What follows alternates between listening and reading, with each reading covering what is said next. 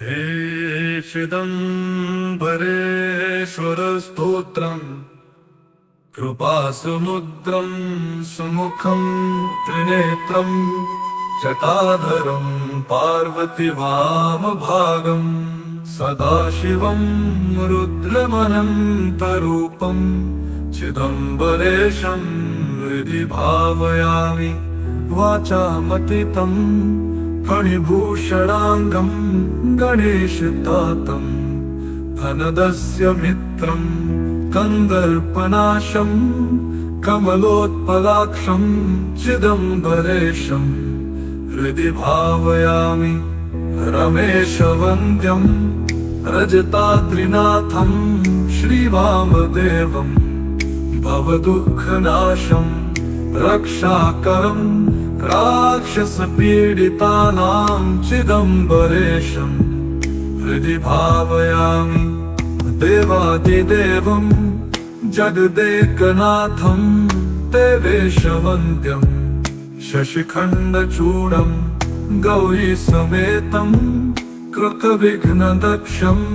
चिदम्बरेशं हृदि भावयामि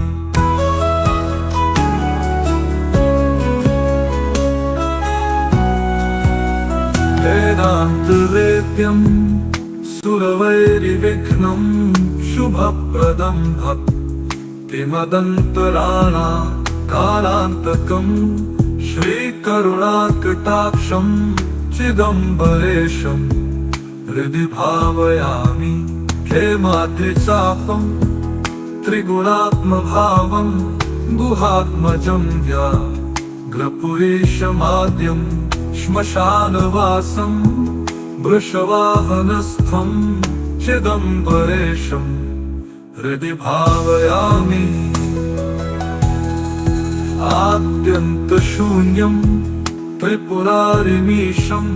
नन्दीशमुख्यस्तुतवैभवाढ्यं समस्तदेवैः परिपूजिताङ्घ्रिं चिदम्बरेशं हृदि भावयामि तमेव भातं ह्यनुभाति सर्वमानेकरूपं परमार्थमेकं पिनाकपाणिं भवनाशहेतुं चिदम्बरेशं हृदि भावयामि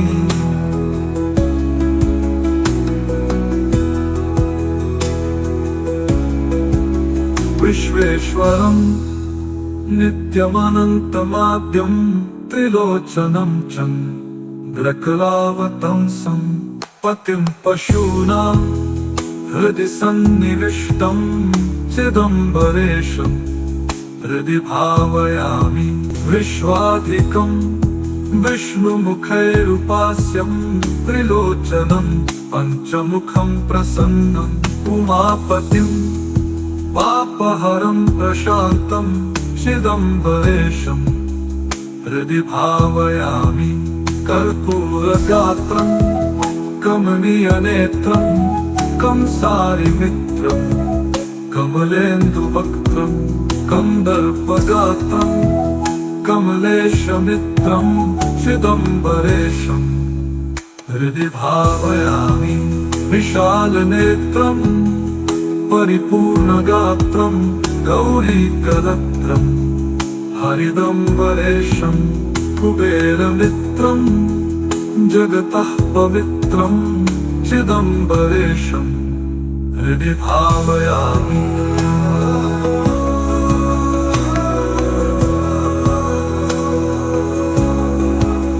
कल्याणमूर्तिं कनकाद्रिचापं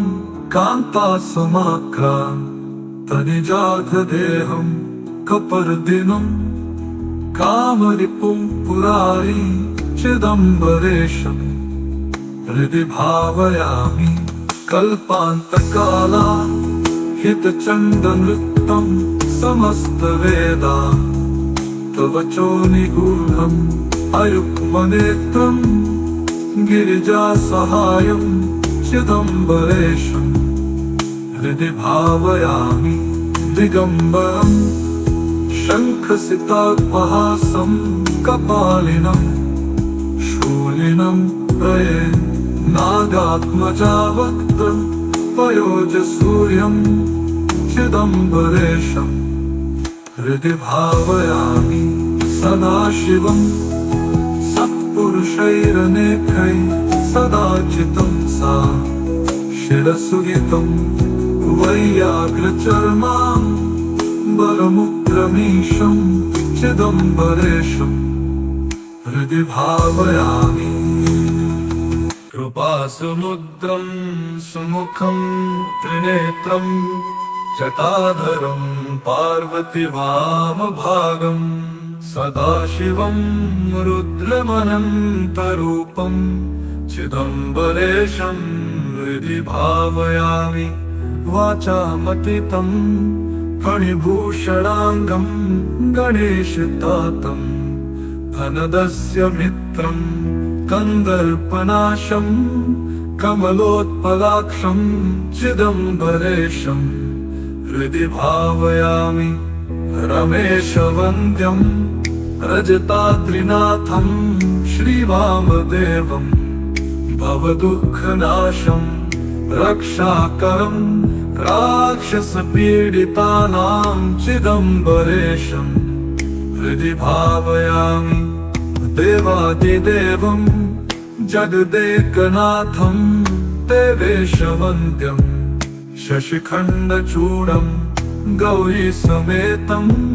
कृतविघ्नदक्षं चिदम्बरेशं हृदि भावयामि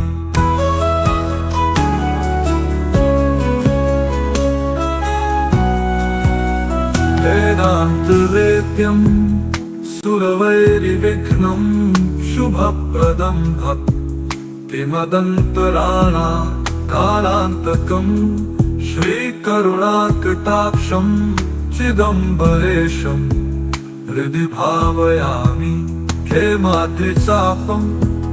त्रिगुणात्मभावं गुहात्मजं व्याघ्रपुरीशमाद्यं श्मशानवासं वृषवाहनस्थं चिदम्बरेशं हृदि भावयामि आद्यन्तशून्यं त्रिपुरारिमीशं नन्दीशमुख्यस्तुतवैभवाढ्यं समस्तदेवैः परिपूजिताङ्घ्रिं चिदम्बरेशं हृदि भावयामि तमेव भातं ह्यनुभाति सर्वमानेकरूपं परमार्थमेकं पिनाकपाणिं भवनाशहेतुं चिदम्बरेशं हृदि भावयामि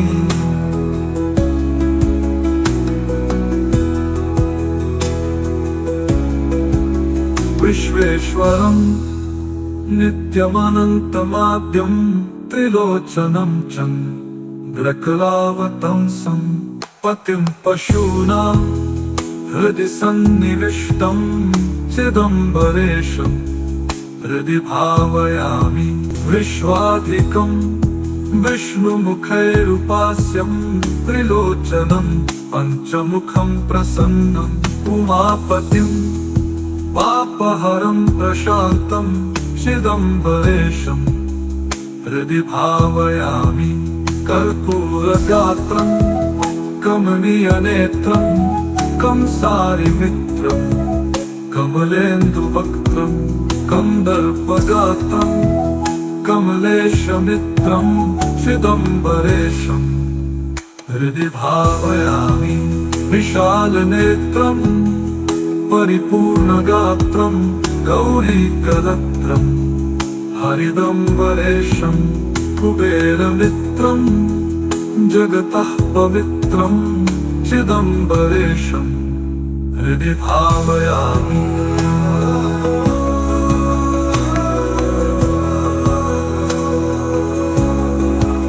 कल्याणमूर्तिं कनकाद्रिचापं कान्तासमाक्रान्तनिजाघदेहं कपर्दिनं कामरिपुं पुरारी चिदम्बरेशं हृदि भावयामि कल्पान्तकाला हितचन्दनृत्तं समस्तवेदा तव चो निगूढम् अयुग्मनेत्रं गिरिजासहायं चिदम्बरेशम् हृदि भावयामि दिगम्बरम् शङ्खसितापहासं कपालिनं शूलिनं प्रये नागात्मजावक्त्रं पयोजसूर्यं चिदम्बरेशम् हृदि भावयामि सदाशिवं सत्पुरुषैरनेकैः सदाचितं सा शिरसुहितं वैयाघ्रचर्मां बलमुग्रमीशं चिदम्बरेशं हृदि भावयामि कृपासमुद्रं सुमुखं त्रिनेत्रं जटाधरं पार्वतीवामभागं सदाशिवं रुद्रमनन्तरूपं चिदम्बरेशं हृदि भावयामि वाचामतीतं फणिभूषणाङ्गं गणेशतातं धनदस्य मित्रं कन्दर्पनाशं कमलोत्पलाक्षं चिदम्बरेशं हृदि भावयामि रमेशवन्द्यं रजताद्रिनाथं श्रीवामदेवं भवदुःखनाशं रक्षाकरं राक्षसपीडितानां चिदम्बरेशं हृदि भावयामि देवादिदेवं जगदेकनाथं देवेशवन्द्यं शशिखण्डचूडं गौरीसमेतं कृतविघ्नदक्षं चिदम्बरेशं हृदि भावयामि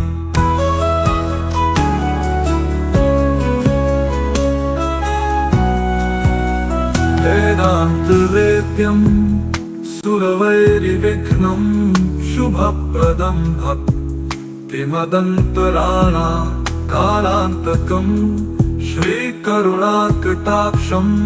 चिदम्बरेशं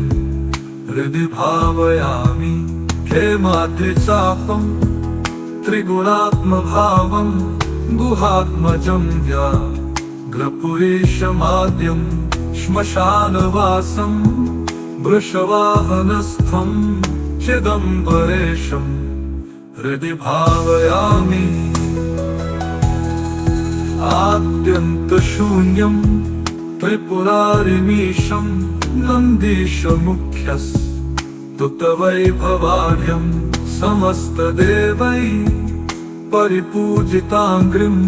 चिदम्बरेशं हृदि भावयामि तमेव भातं ह्यनुभाति सर्वमानेकरूपं परमार्थमेकं पिनाकपाणिं भवनाशहेतुं चिदम्बरेशं हृदि भावयामि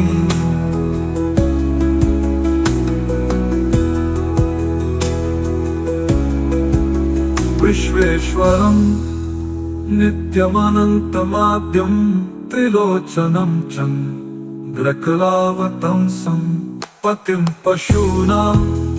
हृदि सन्निविष्टं चिदम्बरेशं हृदि भावयामि विश्वाधिकं विष्णुमुखैरुपास्यं त्रिलोचनं पञ्चमुखं प्रसन्नं उमापतिं पापहरं प्रशान्तं चिदम्बरेशं हृदि भावयामि कर्पूरगात्रं कमनीयनेत्रं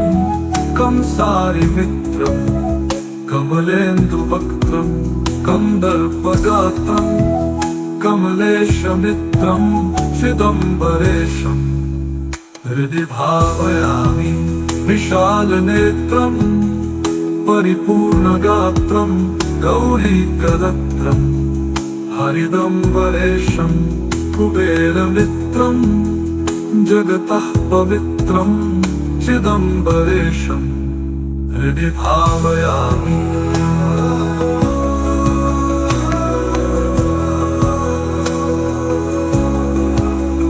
कल्याणमूर्तिं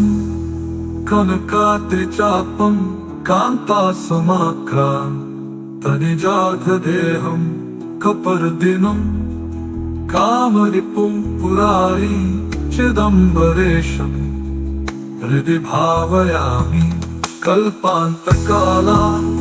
हितचन्दनृत्तं समस्तवेदा तव चोनिगूढम् अयुग्मनेत्रं गिरिजासहायं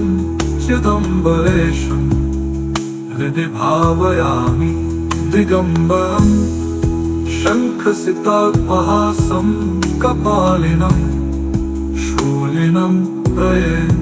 नागात्मजावक्त्रं पयोजसूर्यं चिदम्बरेशं हृदि भावयामि सदाशिवं सत्पुरुषैरनेकैः सदाचितं सा शिरसुगितं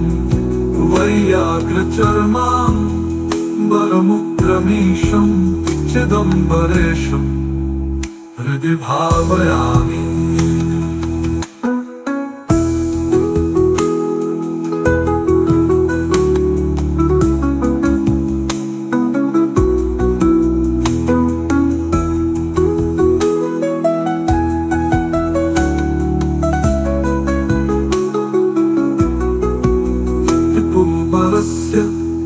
स्तवनां पठेत्य प्रदोषकालेषु पुमानसधन्य भोगानशेषाननुभूय भूयः सयुज्यमप्येति चिदम्बरस्य इति श्रीचिदम्बरेश्वर स्तोत्रं सम्पूर्णम्।